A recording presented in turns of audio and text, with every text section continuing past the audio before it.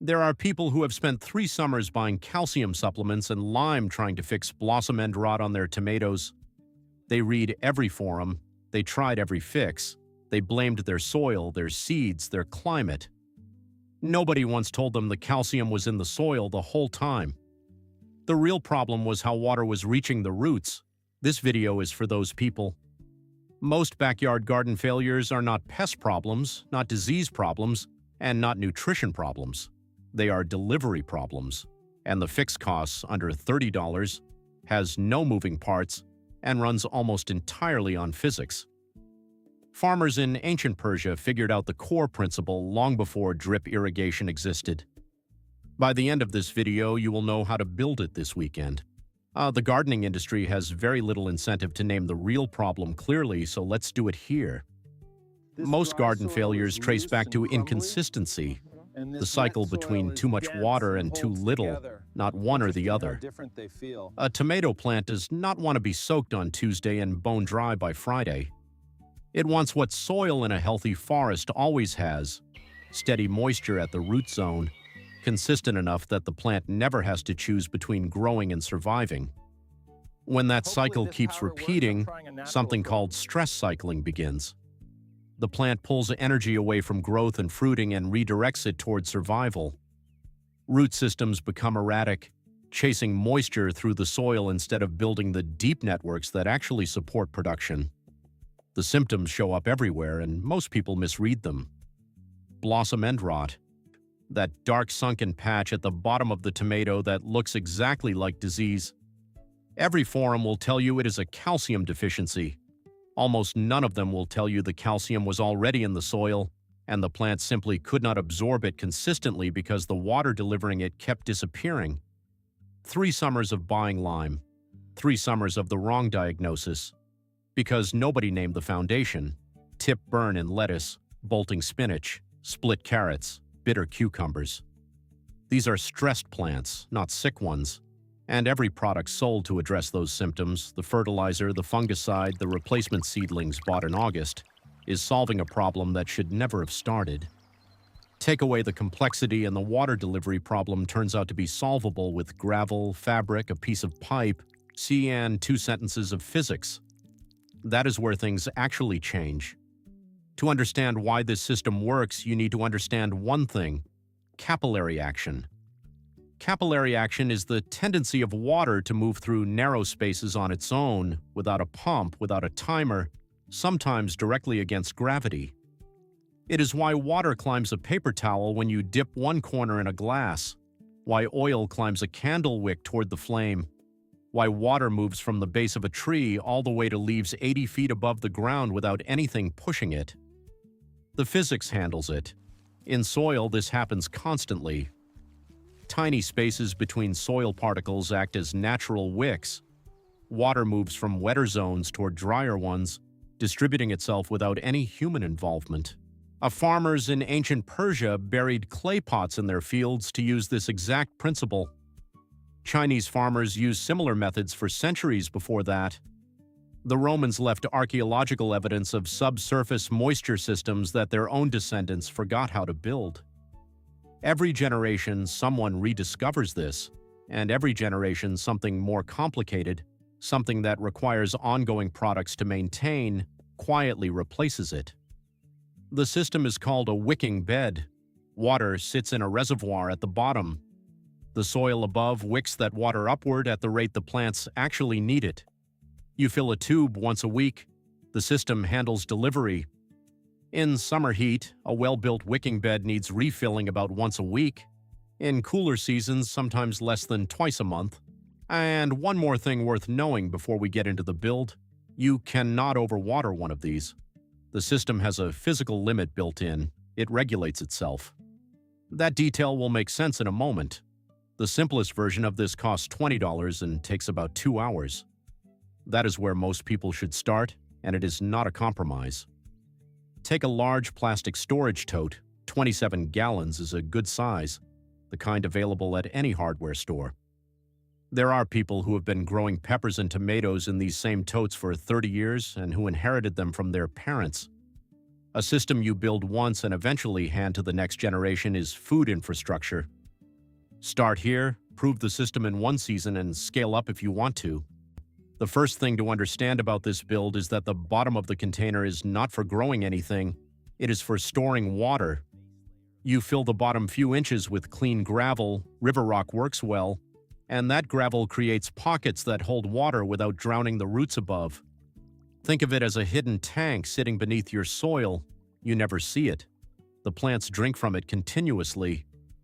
In one corner of that gravel layer, you drop in a simple pipe, an inch of PVC cut to run from the bottom all the way up through the soil and out above the surface.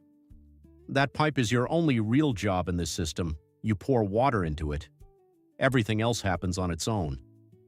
Now here is the detail most people skip, and skipping it quietly ruins the whole setup. You need a small hole drilled into the side of the container, right at the top of the gravel layer. When the reservoir is full, water exits through that hole instead of continuing to rise into the soil. That single hole makes the system self-limiting. You cannot overwater a wicking bed because the overflow stops it for you. Fill the reservoir as often as you want, it will never go past that line. Above the gravel, before you add any soil, lay landscape fabric across the entire surface. This keeps fine soil particles from slowly migrating down into the gravel and clogging the spaces that hold your water. Water passes through freely in both directions. The fabric just keeps the two layers from mixing over time. Most people who try to build this on their own get the next part wrong. You cannot simply pour soil on top of the fabric and expect water to reach the roots. Capillary action needs a bridge, like a direct connection between the reservoir below and the growing medium above. Before filling with soil, cut a circular hole in the fabric, about 8 to 10 inches across, right in the center.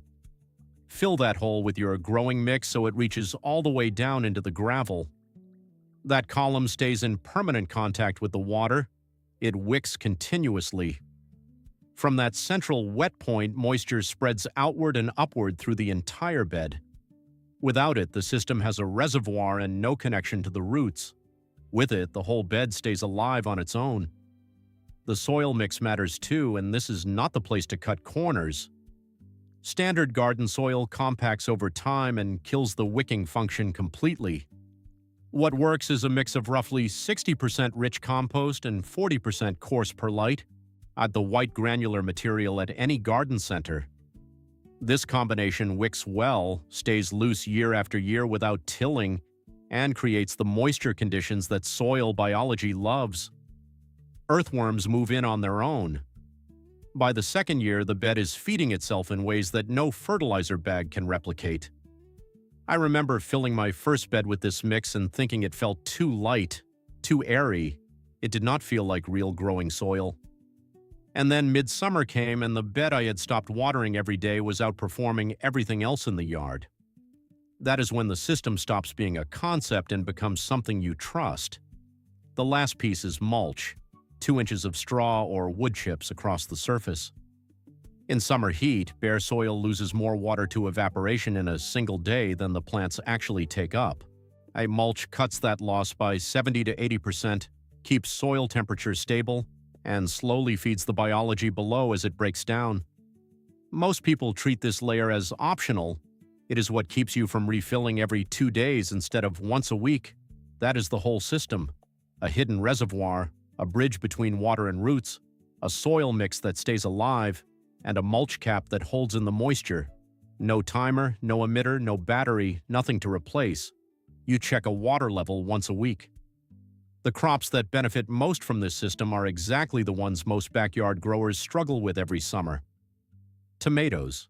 Every cracked tomato you have ever grown cracked because of irregular watering, a dry stretch followed by a heavy drink that split the skin from the inside out. In a wicking bed, the moisture level never spikes. Tomatoes develop steadily, set more fruit, and keep producing into late summer when conventionally watered plants are already burning out.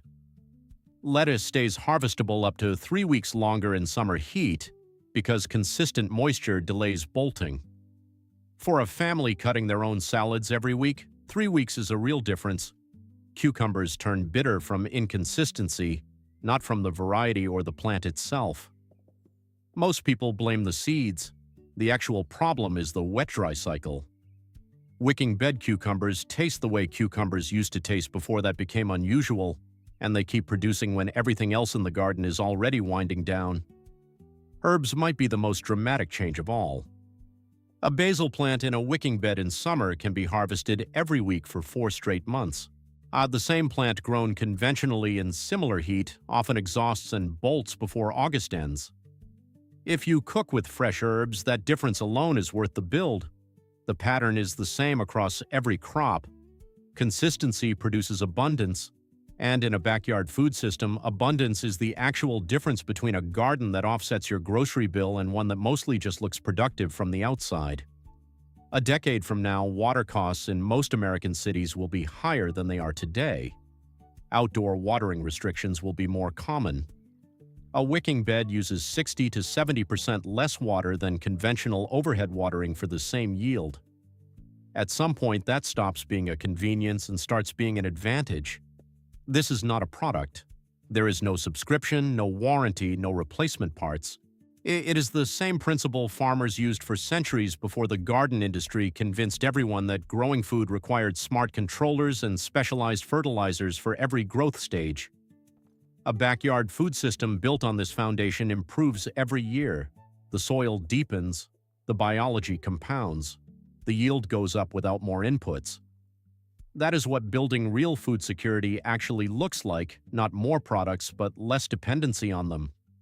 And this is just one piece of it. A wicking bed solves the water problem. But there are 4 or 5 other places in a backyard food system where most people are quietly losing production without knowing it. That is what this channel covers, one system at a time. Start with one tote, $20, 2 hours, this weekend. Plant tomatoes and basil, fill the reservoir through the pipe. I'll let the wick do what wicks have always done. Come back in 60 days and tell me what your garden looked like the summer before you built this. If this gave you something real to work with, subscribe so you do not miss the next system. And drop a comment below.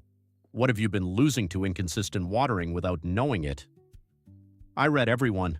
Honestly, I'd start with a single storage tote this weekend before spending anything on a raised bed frame. It costs $20, takes 2 hours, and by midsummer you will know exactly why people who build these never go back to hauling a hose.